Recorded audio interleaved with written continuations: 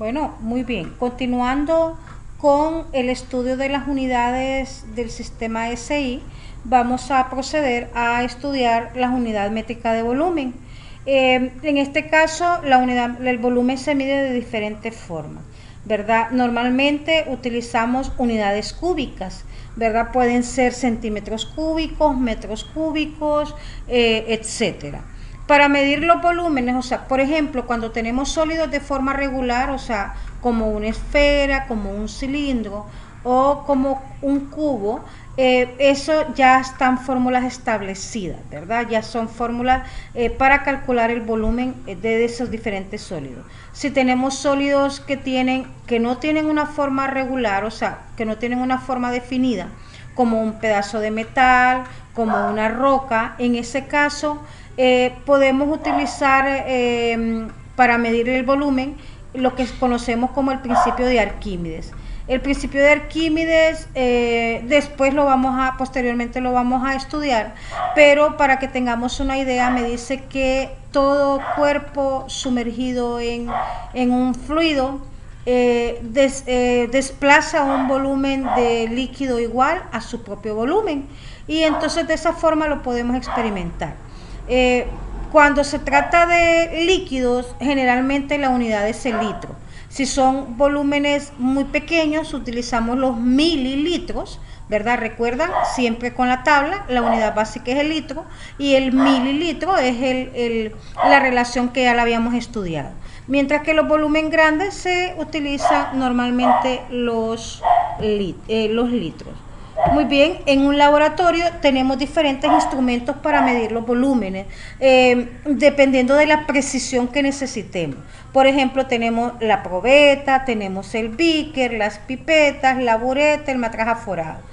Si no queremos, o sea, si el volumen que queremos medir no tiene que tener mucha exactitud, podemos utilizar la probeta o el beaker. Y después, si queremos que sea muy exacto, entonces podemos utilizar la pipeta, la bureta o el metraje aforado. O sea, en ese orden. Mientras el metraje aforado es el instrumento que tiene mayor precisión a la hora de medir volúmenes, ¿verdad? Y los podemos utilizar, normalmente los tenemos en los laboratorios. Muy bien, las unidades métricas de volumen básicas es un litro, y recordando la tabla siempre, un litro tiene 1000 mililitros, ¿verdad? Y a su vez también tiene 1000 centímetros cúbicos. ¿Qué quiere decir? Quiere decir que un mililitro es igual a un centímetro cúbico, que también se conoce como cc. En resumen, ¿verdad? Nosotros tenemos aquí en la siguiente tabla las unidades que podemos utilizar. Para sólidos utilizamos el metro cúbico o el centímetro cúbico, o sea, unidades cúbicas. Mientras que para volúmenes utilizamos el litro, el mililitro y a veces también el centímetro cúbico o cc, si son volúmenes de líquido. Bueno, vamos a proceder entonces a dar algunos ejemplos de uso de volumen. Y tenemos el primer ejemplo, que es convertir 0.005 litros a microlitros. De nuevo, esto es igual que lo que estábamos haciendo anteriormente. Tenemos la cantidad inicial, que son los 0.005 litros. Utilizamos la ecuación dimensionada, encontramos un factor de conversión de litros a microlitros en la tabla, ¿verdad? Entonces vamos a ver. Partimos, como en los ejemplos anteriores, partimos de la cantidad dada, que en este caso sería 0.0, en este caso sería 0.005 litros. Y de nuevo buscamos un factor de litros a microlitros, y lo buscamos siempre en la tabla de las unidades de los prefijos métricos que hicimos en el inicio. Y nosotros podemos recordar que un microlitro tiene 1 por 10 a la menos 6 litros. Entonces, de nuevo, la cantidad de litros debe ir abajo, o sea, un microlitro tiene 1 por 10 a la menos 6 litros. Y recordemos, se cancelan los litros y haciendo esta conversión me queda que son 5000 microlitros. ¿Ok? Muy bien. Entonces, de nuevo, recordemos, no hemos hecho nada diferente a lo que teníamos anteriormente. La diferencia es la unidad que estamos utilizando, ¿verdad? Veamos otro ejemplo. Entonces, ya con el otro ejemplo, veamos. Ya aquí ya tenemos algo un poquito más elaborado. Dice, ¿cuál es el volumen en centímetros cúbicos de un sólido rectangular de 15 centímetros por 0.50 metros por 8 milímetros? Bueno, para empezar debemos recordar que un sólido rectangular, el volumen para un sólido rectangular es el producto, por decir así, de largo, el ancho y el alto, ¿verdad? Un sólido rectangular, para lo que si nos queremos imaginar algo, es más o menos equivalente como una caja de fósforos, por ejemplo, ¿verdad? Veamos si puedo hacer un dibujito de lo que es un sólido rectangular. Entonces, en este caso, ¿verdad? Nosotros vamos a tener aquí el sólido rectangular, más o menos sería, pongámosle, más o menos así, solo para darnos una idea, ¿sí? Entonces, sería más o menos así, ¿verdad? Más o menos como una caja de fósforo. Y imaginemos que, ¿verdad? Tiene 15 centímetros de largo, de ancho, perdón, tiene 0.05 metros de largo y tiene 8 milímetros de alto. Entonces, el volumen de este sólido va a ser la multiplicación de las tres cantidades. Como me están pidiendo centímetros cúbicos, o sea, primero, para encontrar el volumen, las cantidades deben de ser iguales y nosotros podemos observar que aquí tenemos tres cantidades diferentes. Entonces, antes de encontrar el volumen de este sólido, nosotros tendríamos que convertir las cantidades a una misma. Como me están pidiendo centímetros cúbicos, entonces voy a trasladar las unidades a centímetros. ¿Qué quiere decir? Que voy a convertir 0.05 metros a centímetros y 8 milímetros a centímetros. Entonces vamos a proceder y lo vamos a hacer aquí. Primero, 0.05 metros, usamos una ecuación dimensionada normal y recordemos que como quiero centímetros, yo tengo que un centímetro tiene 0.01 metros, ¿verdad? Se cancela y me queda entonces que es igual a 5 centímetros. Ahora la otra cantidad, que son 8 milímetros, igual no tengo una relación directa de milímetros a centímetros, por lo tanto tengo que convertir los milímetros a metros y luego los metros a centímetros. Entonces debo recordar que un milímetro tiene 0.001 metros. Se cancelan los milímetros y ya la cantidad que me quedó son los metros. Bueno, entonces ahora convierto los metros a centímetros y recuerdo que un centímetro tiene 0.01 metros y se me cancelan los centímetros. Esto me da una cantidad de 0.8 centímetros. Muy bien, ahora sí ya tengo las tres cantidades para encontrar el volumen de ese sólido. Entonces digo que el volumen va a ser igual a 15 centímetros por 5 centímetros por 0.8 centímetros.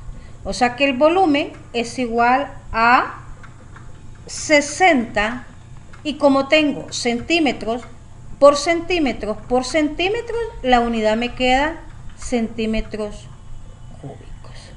Muy bien, esta es la respuesta del ejercicio. Espero que haya quedado claro. Cualquier duda, pues la vemos, pues me la transmite. Sigamos adelante entonces con las otras unidades que necesitamos ver. La siguiente unidad que vamos a analizar es la unidad de masa. Y decíamos que la unidad de masa es el kilogramo. recordemos que podemos utilizar la tabla para convertir kilogramos, gramos y miligramos, ¿verdad? Pero aquí estamos recordando un poquito las unidades. Por ejemplo, podemos observar que un kilogramo es igual a 1000 gramos o que un gramo es 0.001 kilogramos. O sea, las dos son equivalentes. Esta es equivalente a esta. ¿Cuál voy a usar? La que recuerde mejor. Si recuerdo mejor esta, uso esta, y si no, uso esta. Cualquiera de las dos, ¿verdad? Lo mismo, un gramo son 1000 miligramos o 0.001 gramo es un miligramo, ¿verdad? Cualquiera de las dos conversiones son la misma, o sea, las podemos utilizar indistintamente. Dice que el gramo se definió originalmente como la masa de 1 centímetro cúbico de agua a 4 grados centígrados, la temperatura a la que 1 gramo de agua ocupa el volumen más reducido. Por lo tanto, 1 litro de agua tiene una masa de 1 kilogramo, ¿ok? Entonces, así se definió originalmente. Sigamos adelante entonces con el uso de las ecuaciones de masa. Dice que en general la variación entre la masa y el volumen de agua se puede considerar despreciable. O sea, ¿qué significa eso? Significa que a cualquier temperatura la relación de masa con el volumen para el agua es la misma. Significa que yo tengo 1 gramo de agua es equivalente a 1 mililitro de agua. 100 gramos de agua es equivalente a 100 mililitros de agua. Y 1 kilogramo de agua es equivalente a 1 litro de agua. Nosotros podemos utilizar esas relaciones cuando veamos más adelante lo que es la densidad, ¿verdad?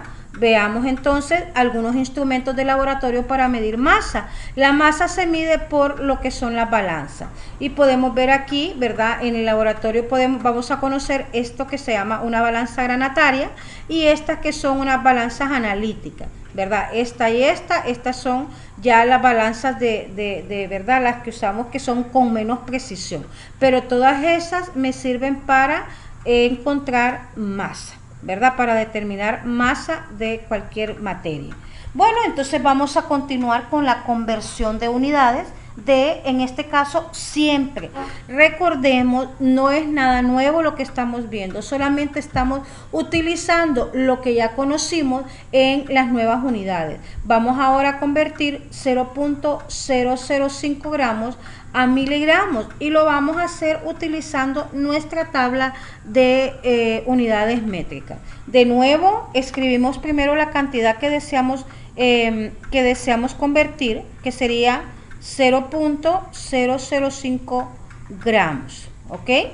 Y de nuevo buscamos un factor que me relacione gramos y miligramos, teniendo el cuidado siempre que como gramos está aquí arriba, entonces gramos debe ir abajo. Y la unidad que yo deseo, que yo recuerdo, y claro, miligramos tendría que ir aquí arriba. Y yo puedo recordar que 1 miligramo es igual a 0.001 gramos. De nuevo, los gramos se cancelan y la unidad que me queda es el miligramo. Haciendo esta relación, tengo que esto es igual a 5 miligramos. ¿Ok? ¿Estamos? Bueno, continuemos, veamos otro ejemplo. Vamos entonces ahora, como ustedes podrán ver, la conversión dentro de la masa, dentro de volumen, no es nada diferente a la unidad de longitud que teníamos originalmente. Utilizamos una ecuación dimensionada en combinación con la tabla y pues ya encontramos la conversión.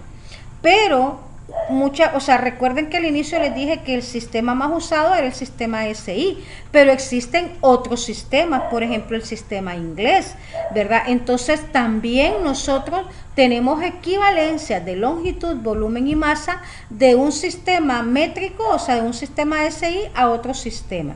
Y podemos convertir cantidades utilizando esta tabla de equivalencias. Y aquí, por ejemplo, vean en el sistema inglés, a esto es lo que es una pulgada, se abrevia como IN por inch, que es su pulgadas en inglés.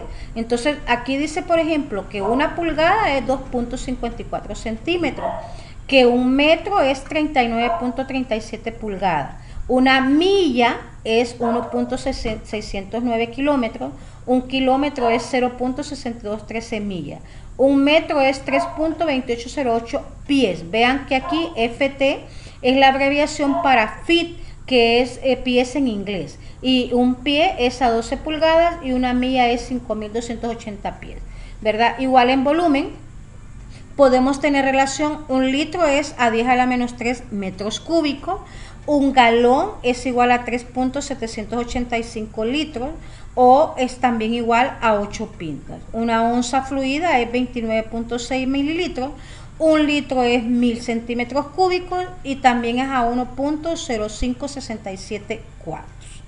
Con respecto a la masa, tenemos conversión de kilogramos, libras, gramos y onza y toneladas. Y podemos ver aquí las relaciones, ¿verdad? O sea, podemos ver que un kilogramo va a ser equivalente a 2.20 libras, que una libra es 454 gramos, que una libra también es igual a 16 onzas y que una tonelada es igual a 1000 kilogramos. Bueno, ahora veamos entonces cómo convertir utilizando ese sistema. De nuevo vamos a utilizar ecuaciones dimensionadas. ¿Cuál va a ser la diferencia en estos nuevos ejercicios? Bueno, que ahora los factores de conversión van a ser diferentes. Pero partimos igual, convertir 55 millas a kilómetros. ¿Cómo lo hacemos? Primero, escribimos la cantidad que me dan, 55 millas. Y luego busco en la tabla si tengo algún factor de conversión directo de millas a kilómetros. Y veo que sí. Yo tengo que una milla es 1.609 kilómetros. De nuevo, como milla es la cantidad que quiero eliminar, entonces tiene que ir abajo, ¿verdad? En posición contraria a la que ya tengo. Y digo que una milla es 1.609 kilómetros. Cancelamos las millas y hacemos la multiplicación que me va a dar 88.495 kilómetros. Muy bien. Bueno, continuemos, veamos otras conversiones. Vean que es exactamente lo mismo que hemos estado haciendo desde el principio del video. Tenemos la cantidad inicial, ¿verdad? Buscamos el factor de conversión directo, teniendo el cuidado que la unidad que querramos eliminar tiene que estar en posiciones contrarias. Bueno, veamos ahora otro ejemplo. Dice convertir 2.35 pies a metros. En este caso, igual, ¿verdad? Vamos a escribir la cantidad de donde la que yo tengo, o sea, partimos de la cantidad que se me da en el ejercicio, 2.35 pies, ¿verdad? Y busco en la tabla un factor de conversión de pies a metros. Y veo que sí la hay. En la tabla tengo que un metro es 3.2808 pies. Entonces, de nuevo, como la unidad que tengo son pies, entonces voy a escribir que un metro tiene 3.2808 pies, teniendo el cuidado siempre que la cantidad que yo quiero eliminar esté en ubicación opuesta para que se puedan cancelar. Bueno, y ya teniendo esto, la conversión sería de 0.7163 metros. ¿Ok? Bueno, sigamos adelante, veamos qué más podemos aprender de estas conversiones. Dice convertir, ya aquí tenemos unidades de volumen, convertir 0.0025 galones a mililitros, ¿verdad? De nuevo, lo primero que hago es escribir la cantidad que se me está dando, ¿verdad? La escribo 0.0025 galones. Y luego busco si en mi tabla hay un factor de conversión directa de galones a mililitros. Y veo que no la hay. entonces necesito buscar un camino que me lleve a mililitros. Y yo puedo observar que yo sé que un mililitro es 1 por 10 a la menos 3 litros, ¿verdad? Por lo tanto, puedo convertir galones a litros y luego de litros a mililitros. Entonces, en la tabla yo tengo un factor de conversión que dice que un galón, de nuevo, es igual a 3.785 litros. Entonces vemos que los galones se cancelan y la cantidad que tengo ahora son litros, pero no se me está pidiendo litros, se me está pidiendo mililitros. Entonces de nuevo, ahí utilizando la tabla inicial, yo tengo una conversión de litros a mililitros, que es que recuerden que puedo tener que un mililitro es 0.001 litros o al revés, que un litro es igual a 1000 mililitros. De nuevo, no es que las primeras relaciones estén incorrectas, simplemente que ahora las podemos utilizar en el otro sentido. Usted escoge la que le sea más fácil recordar. Recuerde, en este sentido puedo decir que un litro tiene 1000 mililitros o también puedo decir que un mililitro tiene 0.001 litros. La decisión es suya, cuál de las dos quiere usar. Bueno, en este caso multiplicamos 0.025 por 3.78 por 1000 y el resultado me va a dar, déjenme ver, perdón, me va a dar 9.4625 mililitros, ¿verdad? O sea, el resultado va a ser 9.4625 mililitros. ¿Ok? Estamos ahí, no sigamos entonces adelante. Veamos esta otra conversión. Tenemos conversión de masa. Recuerde que estas conversiones pueden ser conversión de masa, conversión de longitud o conversión de volumen, ¿verdad? Más adelante vamos a ver que existen cualquier, o sea, con una ecuación dimensionada yo puedo convertir cualquier unidad de cualquier naturaleza. Bueno, entonces volvemos, dice convertir 3.96 libras a kilogramos.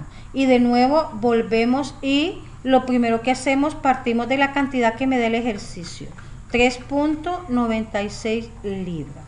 Y luego busco un factor de conversión que me relacione libras con kilogramos.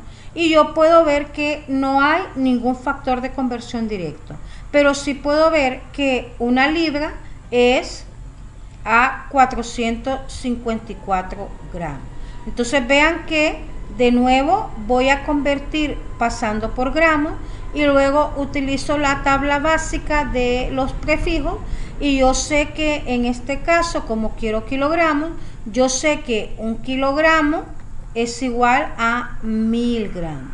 De nuevo aquí estamos utilizando otra relación. Esto es equivalente, puedo decir que un kilogramo tiene 1000 gramos o puedo decir que un gramo tiene 0.001 kilogramos. La decisión es mía, la que yo sienta que recuerdo mejor. Observemos siempre que hago una ecuación dimensionada con dos etapas o con dos pasos, donde en este caso se me cancelan primero las libras y me quedan las unidades de gramos y luego cancelo los gramos y ya me queda la unidad de kilogramo. De nuevo aquí multiplico 3.96 por 454, perdón, y el resultado lo divido entre 1000 y el resultado final va a ser 1.7978 kilogramos. ¿Ok? Bueno, sigamos entonces, veamos otros ejemplos, veamos, en este caso ya tenemos una pequeña variante, dice que un vehículo con una rapidez de 65 kilómetros por hora, dice cuál es su velocidad en millas por segundo. Entonces vean ustedes que en este caso tengo unidades combinadas, tengo kilómetros por hora y necesito convertir a millas por segundo. En este caso siempre escribimos siempre la unidad, perdón, la cantidad que se me da, pero en este caso conviene escribir en esta forma, ¿sí? O sea, vean kilómetros por hora y no lo pongo compleja, sino que lo pongo como una fracción. De esa forma es mucho más fácil hacer la conversión. Entonces, ¿qué sucede? Quiere decir que los kilómetros yo los debo de convertir a millas y que las horas yo las debo de convertir a segundos, y lo hago independientemente. O sea, primero, bueno, busquemos entonces primero convertir las horas a segundos, ¿verdad? Entonces, yo sé, utilizo una ecuación dimensionada, yo sé que una hora tiene 3600 segundos.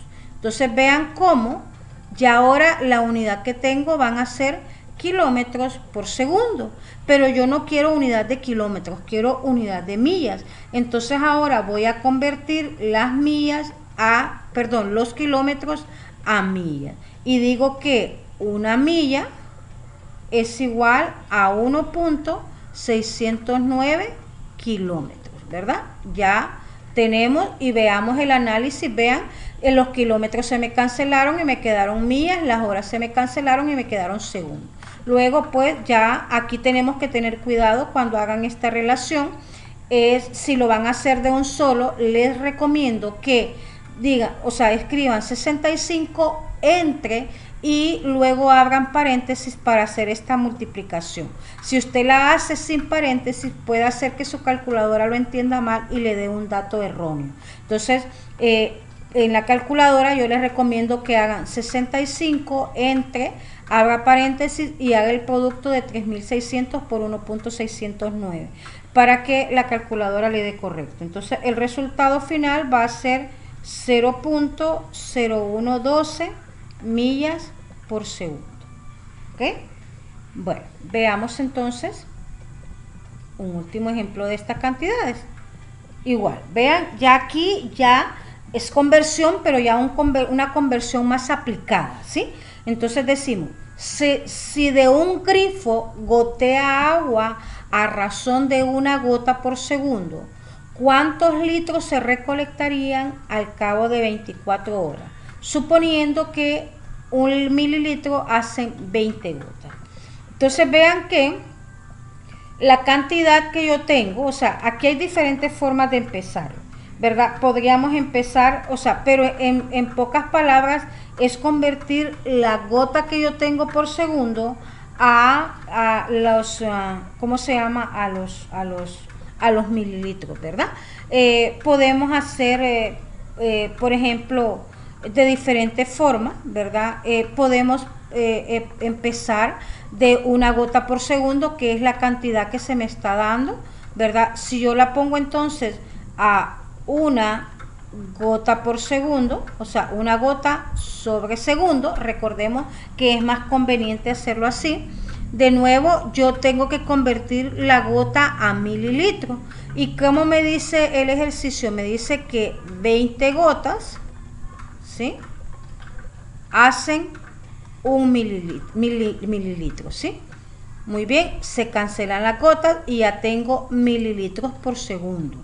Pero igual no me están pidiendo mililitros, me están pidiendo litros, por lo tanto yo debo de convertir. Y yo sé que un litro tiene 1000 mililitros, ¿ok? Y ahora ya tengo litros. Pero no me están pidiendo, me están pidiendo los litros. Aquí yo tengo litros por segundo, pero me están pidiendo cuánto hay en 24 horas. Entonces lo mismo, yo sé que una hora, ¿verdad?, tiene 3600 segundos. O sea, una hora, no, recordemos que como la unidad que quiero cancelar es el segundo, entonces debo de poner la segundos arriba, ¿verdad? Recordamos eso. Entonces vamos a hacerlo de nuevo. Vamos a decir que una hora tiene 3600 segundos, pero siempre tomando como, ¿verdad?, tomando como los segundos como están abajo. Entonces ahora vean, aquí tengo segundos, entonces ahora van a estar aquí arriba. Entonces voy a decir que una hora tiene 3600 segundos, ¿ok? De nuevo, todavía tenemos litros por hora, pero yo quiero por 24 horas, que es la última cantidad que tengo ahí. Y se me cancela. Y ahora vean, si usted se fija, se cancelaron las gotas, se cancelaron los mililitros y ya solo me quedó litro. Se cancelaron los segundos, se cancelaron las horas y entonces ya solo me quedan la cantidad de litros que voy a tener. Cuando yo hago el producto de 3.600 por 24 dividido entre 20 por 1000, de nuevo tengamos cuidado al hacer las cantidades, ¿verdad? Multipliquemos primero 3.600 por 24 y si queremos hacerlo de un solo, pues dividamos, pero esto lo ponemos entre paréntesis para que la calculadora, asegurarnos que la calculadora me esté dando datos correctos. Entonces ya el resultado de esto sería a 4.32 litros. ¿Ok? ¿Estamos ahí? Muy bien. Hemos analizado, hemos estudiado las ecuaciones dimensionadas con unidades de masa, con unidades de volumen, ¿verdad? Con unidades de tiempo incluso, ¿verdad? Sigamos entonces analizando otras unidades. En este caso vamos a analizar lo que es la densidad y la densidad relativa. Entonces veamos un poco, leamos lo que dice nuestra presentación. Dice que la densidad es una importante propiedad característica de la materia. Se define como la masa por unidad de volumen, ¿verdad? O sea, usted puede ver aquí la fórmula que dice que la densidad es masa sobre volumen o bien D igual a M sobre V. La densidad de los sólidos se da en gramos por centímetro cúbico. Vean que es una relación de masa por volumen. La densidad de los líquidos se acostumbra a dar en gramos por mililitro.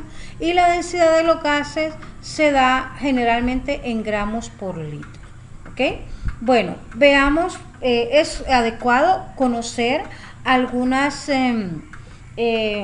densidades de sustancias conocidas. Usted puede ver ahí, ¿verdad? De sólidos como la madera de balsa, la madera de pino, el hielo, ¿verdad? El magnesio, el aluminio, son cantidades, o sea, densidades. Cabe mencionar que el agua tiene la densidad de 1 gramo por mililitro o tiene la densidad de... de 1 gramo por mililitro, ¿sí?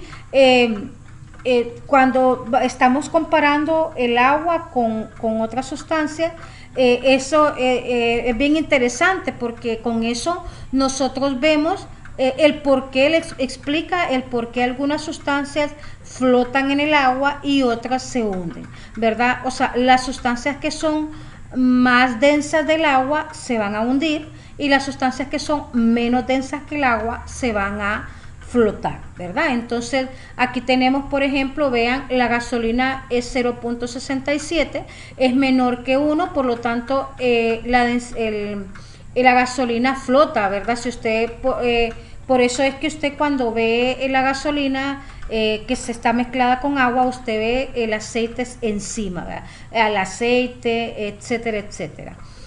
Bueno, veamos qué más tenemos aquí con respecto a densidades, ¿verdad? Bueno, lo que yo les estaba explicando, ¿verdad? La densidad del agua es de 1 gramo por mililitro a 4 grados centígrados, es decir, que para una cantidad específica de agua, su masa es igual a su volumen, aún a temperatura ambiente. Por lo tanto, podemos hacer aproximación rápida de un volumen de agua si conocemos su masa o de una masa de agua si conocemos su volumen. O sea, esto, bueno, vamos a continuar, ¿verdad?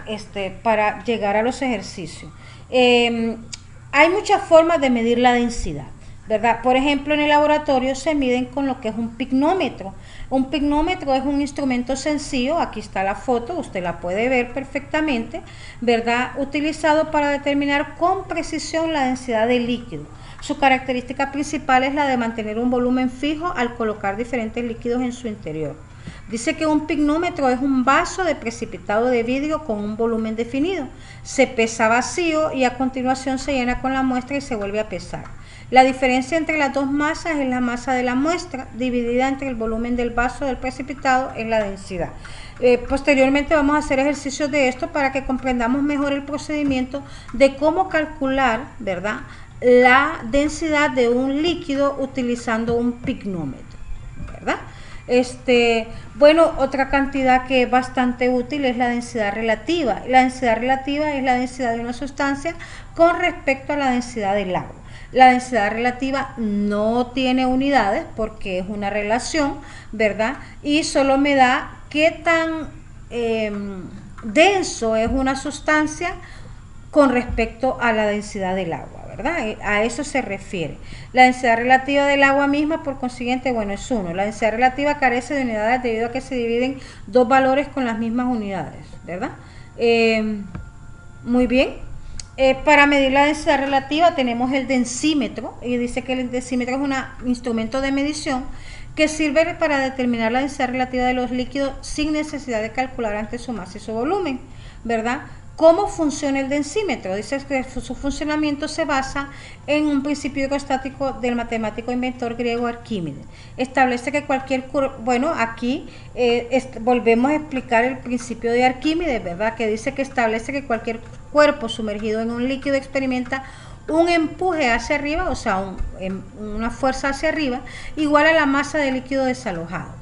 El densímetro tiene una parte inferior en forma de ampolla llena de plomo o mercurio y flota por sí mismo en la disolución a medir. Cuando está sumergido, la varilla graduada se eleva verticalmente para dar una lectura a la escala.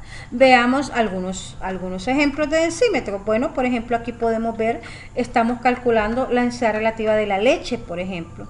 Entonces vean que aquí se puede leer, ¿verdad?, cuál sería la densidad. Aquí, por ejemplo, usted puede ver que la superficie del líquido queda aquí. Entonces, donde queda la superficie del líquido, esa es la densidad relativa de la sustancia. Es bien fácil medir con densímetro, ¿verdad?, la densidad relativa. Y como la densidad del agua es 1, entonces prácticamente la densidad relativa que leemos en un densímetro es la densidad del líquido que estamos midiendo, ¿verdad? O sea que me sirve para eso. Bueno, veamos algunos ejercicios de densidad, ¿verdad? Para calcular la densidad de cualquier compuesto. Muy bien, entonces dice que un trozo delgado de madera mide 4 centímetros por 2.8 centímetros por 2 milímetros y su masa es de 0.291 gramos. ¿Cuál es la densidad de la madera? Bueno, debemos recordar primero para hacer este ejercicio que la densidad es igual a la masa sobre volumen. O sea, debemos recordar que la densidad es igual a la masa sobre el volumen. La masa de la madera ya la tenemos, es 0.291 gramos, pero el volumen del trozo de madera no lo tenemos. Pero, ¿verdad? O sea, vean que según la medición que se me está dando, el trozo de madera es un trozo rectangular, similar al ejercicio que vimos. Entonces, ¿cómo vamos a calcular el volumen? Bueno, el volumen lo vamos a calcular multiplicando las tres cantidades.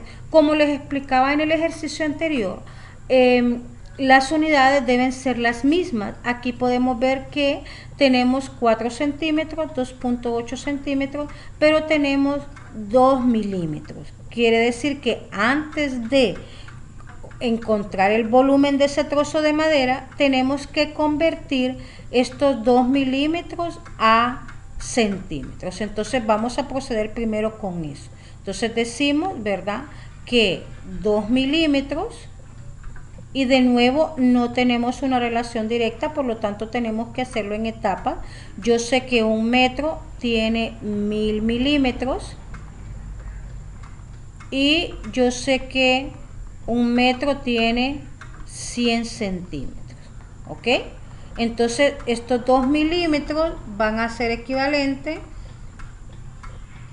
a, déjenme ver, a 0.2 centímetros, ¿sí? Perdón, 0.2 centímetros. Hoy sí, ya tenemos el volumen que va a ser 4 centímetros multiplicado por 2.8 centímetros multiplicado por 0.2 centímetros.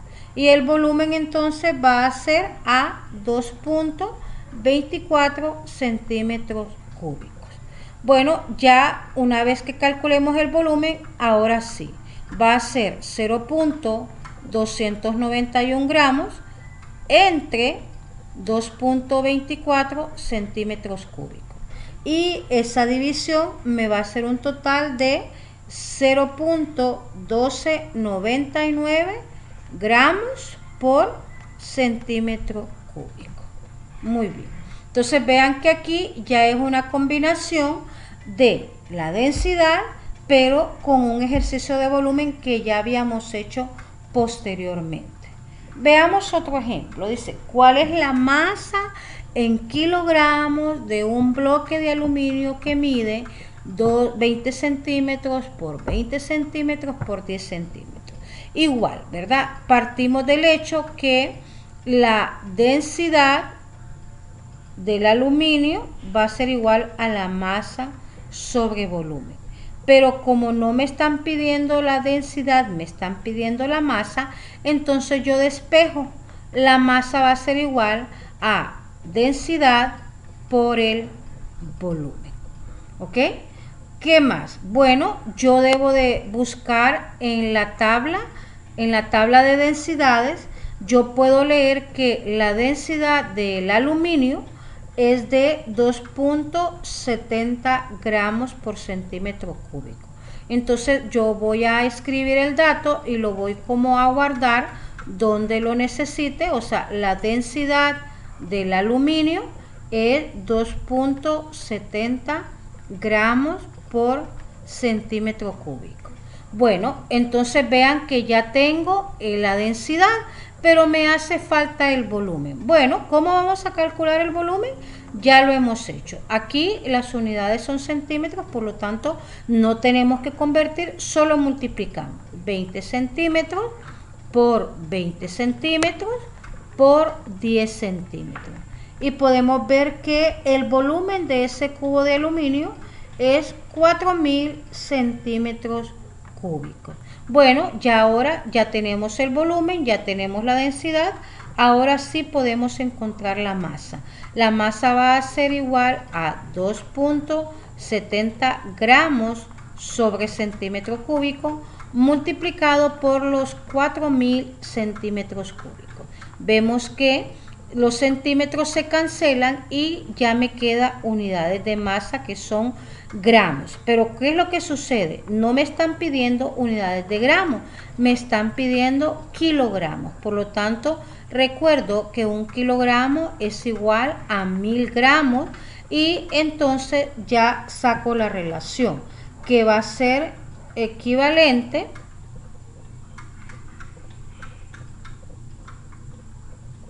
a, permítame,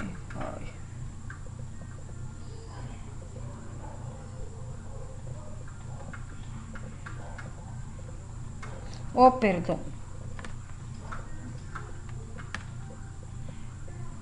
Ok, déjenme ver. Vamos a, aquí hay un pequeño error, vamos a sacarlo. Esta, la masa entonces va a ser 2.70, ¿verdad? Si usted se fija, va a ser 2.70 multiplicado por 4000, ¿verdad? Entonces eso me va a dar una cantidad que va a ser una cantidad en gramos, pero como de nuevo no me están pidiendo unidades de gramos, sino que me están pidiendo unidades de kilogramos, entonces yo debo de hacer la conversión a kilogramos mediante siempre una ecuación dimensionada. Entonces debo de recordar que un kilogramo es igual a 1000 gramos. Entonces observemos cómo los gramos se cancelan y ya me queda la masa que yo necesito, que es la de 10.8 kilogramos. ¿Qué significa eso? Recordemos, significa que ese bloque de aluminio, ¿verdad?, va a tener una masa de 10.8 kilogramos. Muy bien, veamos otro ejemplo de este mismo tipo de densidades. ¿Okay? Vamos a ver. Dice qué volumen de ácido sulfúrico, me dan la densidad del ácido sulfúrico, 1.84 gramos por mililitro, se necesita para un procedimiento que requiere 54 gramos del ácido. Entonces, de nuevo, vean que yo tengo la densidad y yo sé que la densidad es igual a la masa sobre el volumen. Como yo lo que quiero es volumen, entonces despejo, ¿verdad? El volumen pasa para acá y la densidad pasa para allá. O sea que el volumen es igual a la masa sobre la densidad. Y ya, sencillo, porque yo tengo la masa, que son 54 gramos, y tengo la densidad, que es 1.84 gramos por mililitro. En este caso se me van a cancelar los gramos y voy a tener que el volumen va a ser a 29.35 mililitros, que es lo que andábamos buscando. ¿Ok? Entonces vemos cómo en esta misma fórmula de densidad me pueden pedir la masa, me pueden pedir la densidad o me pueden pedir el, ¿cómo se llama? Un volumen, ¿verdad? Eso va a depender del ejercicio, así va a ser la relación que yo voy a establecer. Veamos este ejercicio. Ya aquí ya estamos hablando del uso del pignómetro. Me dice que yo tengo un pignómetro, recordemos cómo es el procedimiento, ¿verdad? Aquí necesitamos estar bien enfocados para poder realizar este ejercicio. Entonces, lo primero, recordemos que agarro el pignómetro y lo peso en la balanza y veo que la masa del pignómetro es 25.0224 gramos. Luego se llena con agua, ¿verdad? Y lo vuelvo a pesar y ya con agua lleno ya pesa 34.9495 gramos. Es obvio, ¿verdad?, que si vacío pesa 25 y lleno pesa 34, quiere decir que la diferencia de esos dos va a ser la masa de agua que yo tengo. ¿Ok? Esa es la primera cosa que nosotros debemos de ver. Ya vamos a empezar a trabajarlo, pero sí me interesa en este momento que usted visualice lo que está pasando. Luego, ¿qué va a pasar? Boto el agua y lleno el pignómetro con la solución de un anticongelante y veo que el peso es 35.98 y me están pidiendo la densidad del anticongelante. Entonces vamos a comenzar. Primero, recordemos que el volumen de agua, recordemos que la masa de agua, primero, ¿verdad? Son dos etapas. Una la llenamos con agua y otra la llenamos con anticongelante. Entonces vamos a recordar primero cuando la llenamos con agua. Entonces la masa de agua que yo voy a tener va a ser a la masa del pignómetro lleno con agua menos la masa del pignómetro vacío, que es 25.0224, perdón, vamos a ver, disculpen que aquí me escribí mal, vamos a borrar este número porque es 0224, ¿verdad? Entonces es 25.0224, perdón, vamos a escribir 22.0224 gramos. Entonces la masa de agua va a ser igual a la diferencia, que en este caso va a ser 9.9271 gramos. Muy bien, recordemos lo que hablamos anteriormente. El agua tiene una densidad de 1 gramo por mililitro. ¿Qué quiere decir? Que la masa de agua es igual al mismo volumen de agua. ¿Por qué me interesa saber el volumen de agua? Porque recordemos que nosotros llenamos el pignómetro con agua. Quiere decir que el volumen de agua que yo usé es el volumen del pignómetro, ¿ok? Entonces quiere decir que el volumen de agua, de nuevo, el volumen de agua es igual a la masa de agua. O sea que es igual a 9.9271 mililitros. Recordemos que eso se debe a que el agua tiene una densidad de 1 gramo por mililitro. ¿Qué significa? Que 1 gramo es equivalente a 1 mililitro, ¿ok? Entonces, por eso yo puedo hacer la relación. Bueno, muy bien. Entonces, quiere decir que el volumen de agua que yo tengo es igual al volumen del picnómetro. ¿Estamos? Y quiere decir entonces que cualquier líquido que usemos o sea, que metamos ahí en el picnómetro, va a tener un volumen de 9.9271. ¿Me siguen? Hasta donde estamos. O sea que cualquier líquido que yo tenga va a tener un volumen de 9.9271. ¿Ok? Bueno, ya tenemos esa primera parte. Ahora vamos a la segunda parte, que es cuando ya hago el anticongelante. Entonces, de nuevo, si yo boté el agua, metí el anticongelante, entonces quiere decir que la diferencia de la masa del anticongelante, perdón, del bote lleno, del picnómetro lleno con el picnómetro vacío, va a ser la masa de anticongelante. O sea, la masa de anticongelante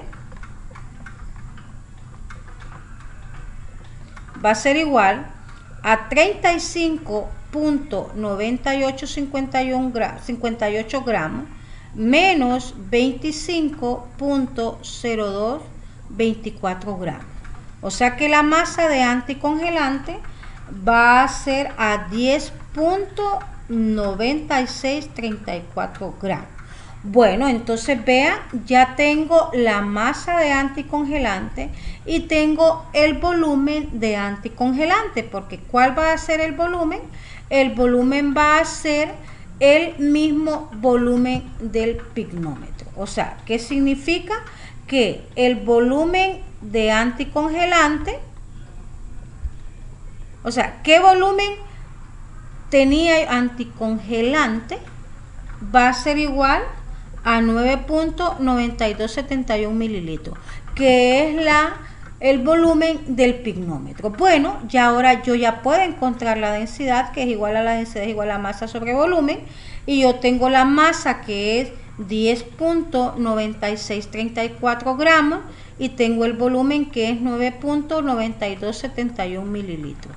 O sea que la densidad que yo ando buscando es de 1.10 gramos por mililitro. ¿Ok? Entonces ya este ejercicio es un poco más complejo, pero realmente eso es lo que hacemos en el laboratorio para conseguir la densidad de diferentes sustancias, ¿verdad? Así es como se usa el picnómetro. Muy bien, entonces continuemos con otra unidad, que ya casi estamos terminando, ¿sí? La otra unidad es la unidad de temperatura. Recordemos que la temperatura podemos medirla en 3 unidades, en 3 escalas, ahí se llama, escala de temperatura. Entonces tenemos lo que es la escala Fahrenheit, ¿verdad? En este caso, en la escala Fahrenheit, el punto de congelación del agua es 32 grados Fahrenheit y el punto de ebullición es 212 Fahrenheit, ¿verdad? Mientras que en la escala Celsius, la unidad básica es el grado Celsius y de nuevo el punto de congelación del agua es 0 grados Celsius y el punto de ebullición corresponde a 100 grados Celsius, ¿verdad? O sea, podemos, haciendo una relación entre las dos cantidades, nosotros podemos llegar a una equivalencia. Vamos a verlo después, ¿verdad? La tercera unidad de la tercera escala de temperatura es la escala Kelvin. Vean que en este caso no estoy diciendo grados Kelvin porque simplemente es Kelvin. A esta temperatura se le conoce como la temperatura absoluta. No tiene temperaturas negativas.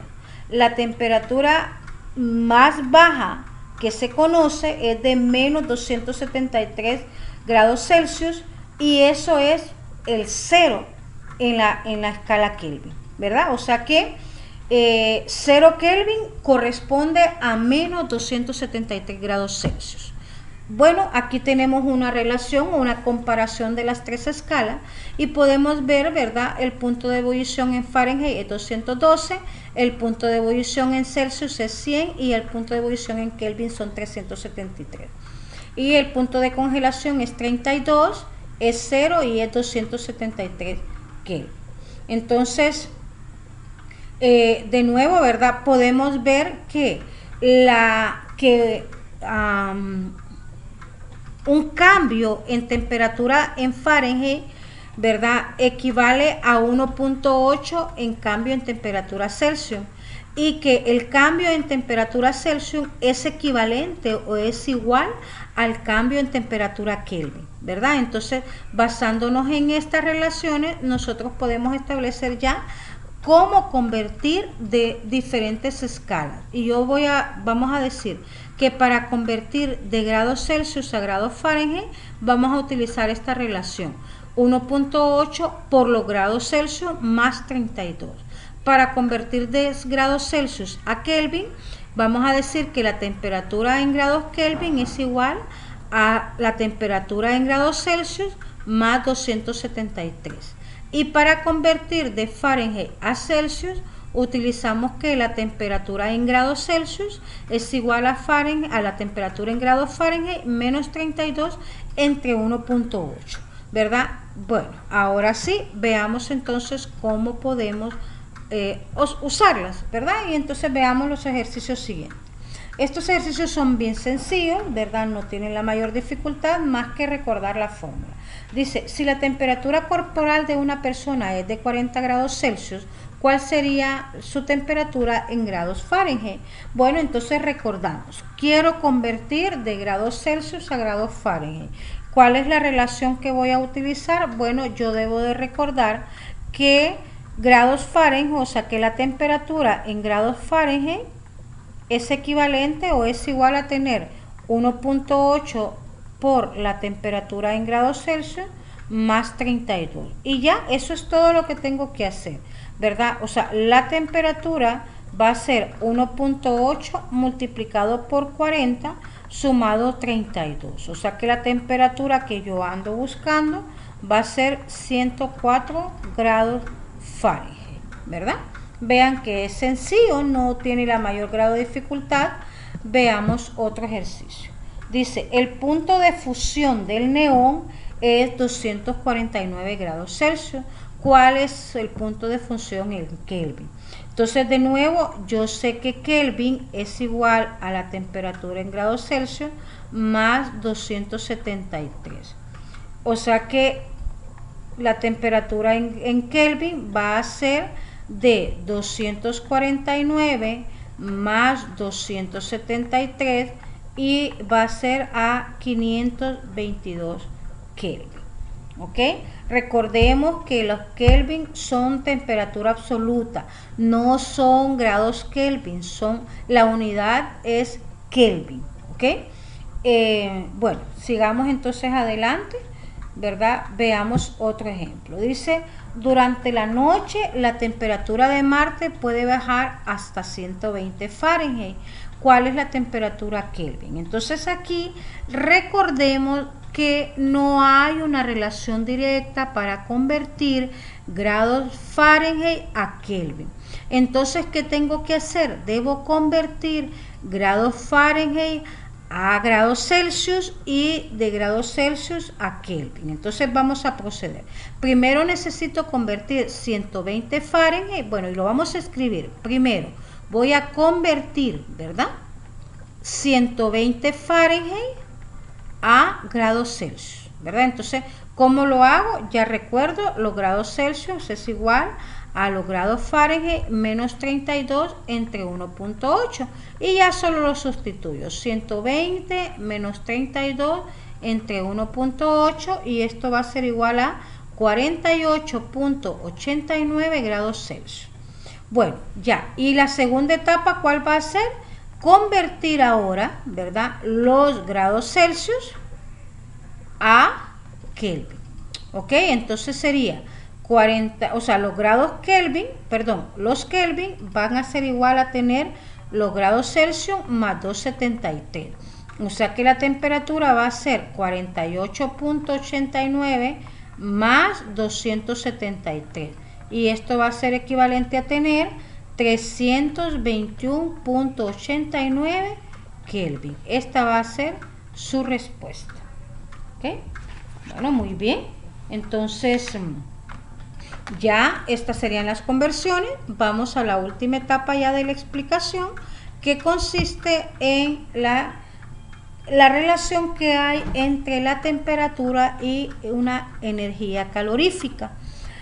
Dice que podemos definir la temperatura como una medida de lo caliente o frío de la materia y se expresa normalmente en, ya lo vimos, en grados Fahrenheit, en grados Celsius o en Kelvin. La temperatura mide la intensidad de la energía de las partículas de una sustancia, o sea, cuando la temperatura, cuando yo toco algo y está caliente, quiere decir que las partículas tienen mucha energía, mientras que cuando yo toco algo, una materia y está frío, quiere decir que las partículas están con poca energía. Ahora, no debemos confundir temperatura con calor, porque el calor es la forma de energía que se transfiere entre muestras de materia debido a diferencias en sus temperaturas. ¿Okay? Entonces, la cantidad de calor transferido no depende únicamente de la temperatura, ¿verdad? Entonces, o sea, ¿a qué se refiere? La cantidad de calor transferido va a depender de la temperatura, pero también va a depender de la capacidad que tenga el material para transferir, o sea, para liberar el calor o para absorber el calor, ¿verdad? Por eso es que hay algunas sustancias que usted las toca, aunque las someta a calor, usted ve que siempre hay sustancias que se calientan más rápidamente que otras, ¿verdad? Y esa propiedad de que se calientan más rápido, pues me sirven a mí a veces para utilizar esas. Por ejemplo, si no se calientan tan rápido, pues para utilizarlas como aislante. Y si se calientan rápido, para utilizarlas para comales y cosas así, ¿verdad? Entonces, esa propiedad. Bueno, entonces veamos el siguiente razonamiento para comprender esto que estamos hablando. Dice, una taza de agua caliente a 40 grados Celsius puede tener la misma temperatura que una bañera llena de agua, pero esta derrite más hielo que la taza de agua. Entonces vean lo lógico. Si yo tengo una tacita que tiene 40 grados Celsius, ¿verdad? Entonces, y le pongo el hielo, la misma cantidad, y la pongo en una bañera grandotota, ¿verdad?, que tenga siempre 40 grados Celsius, es obvio que se va a derretir más rápido la que está en la bañera, porque dice que de la bañera fluye más calor al exterior que de la taza de agua a la misma temperatura. ¿Por qué ocurre eso? Pensemos un momentito por qué ocurre que se transfiere más calor de la bañera que de una taza. ¿Qué dicen ustedes? Bueno, veamos. Dice, consideremos ahora otra situación. Se tienen dos recipientes exactamente iguales. Uno se llena completamente de agua y el otro se llena únicamente hasta la mitad. Ambos recipientes se calientan durante el mismo tiempo y se transfiere la misma cantidad de energía. Después de calentar la temperatura, ¿cuál será más alta en el recipiente lleno a la mitad que en el que está totalmente lleno de agua? ¿Será cierto eso? Si tenemos el mismo recipiente, sometemos el mismo tiempo a la misma cantidad de calor, ¿verdad? ¿Y qué va a pasar? La temperatura que tiene menos agua o menos líquido va a estar más caliente, ¿verdad? ¿Es lógico? Claro que sí. Este hecho se explica fácilmente si tomamos en cuenta que aunque la energía transferida es igual, la cantidad de partículas que reciben esta energía es menor y por lo tanto a cada partícula le corresponde más energía, lo que ocasiona una mayor elevación de la temperatura. A menor cantidad de agua, ¿verdad? ¿Qué pasa? Hay mayor cantidad de partículas, o sea, mayor energía que está distribuyendo. ¿verdad? Y entonces, claro, o sea, se llenan con más energía y eso es lo que sucede. Entonces, vean de qué va a depender la transferencia de calor. En este caso, depende de la masa que tenga, ¿ok? Veamos algo más. La unidad de SI de energía es el joules, ¿verdad? Aunque también se considera la caloría como una unidad métrica de energía. Tenemos dos unidades que podemos utilizar, el joules y la caloría. Debido a que tanto el joule como la caloría representan cantidades muy pequeñas de energía, o sea, entonces se suele utilizar el kilojoule o la kilocaloría. Y tenemos la conversión. Una caloría es 4.184 joules, 1000 calorías es una kilocaloría o 4184 joules. Y una kilocaloría es 4.184 kilojoules. Muy bien, sigamos adelante. Una caloría es la cantidad de calor que se necesita para elevar la temperatura de 1 gramo de agua en 1 grado centígrado. Cada tipo de sustancia necesita una cantidad de calor diferente para que la temperatura de una muestra de 1 gramo aumente en 1 grado centígrado. Este valor se conoce como calor específico, ¿verdad? Las unidades de calor específico es calorías sobre gramos por grado Celsius o joules sobre gramos por grado Celsius. Las sustancias con valores pequeños de calor específico absorben poca energía al calentarse y desprenden poca energía al enfriarse en comparación con sustancias como el agua, que tiene uno de los valores más altos de calor específico. ¿Okay? El calor específico es la capacidad que tiene la sustancia para liberar o absorber energía. A mayor calor específico, mayor capacidad de absorción o de liberación de energía, ¿verdad? A menor calor específico, pues menor capacidad. Dice que la cantidad de calor que una sustancia gana o pierde con un cambio de temperatura se calcula mediante la ecuación siguiente. La masa de la sustancia por el delta T por el calor específico es igual al calor ganado o perdido. El delta T se refiere al cambio en temperatura, ¿verdad? Se puede determinar cualquiera de los 4 términos de la ecuación si se conocen los otros 3 valores. Muy bien, entonces vamos a ver después de esto el ejemplo. Dice que ¿cuántas calorías se necesitarían para elevar la temperatura de 50 gramos de plata con un calor específico de 0.0564 de 20 a 50 grados Celsius?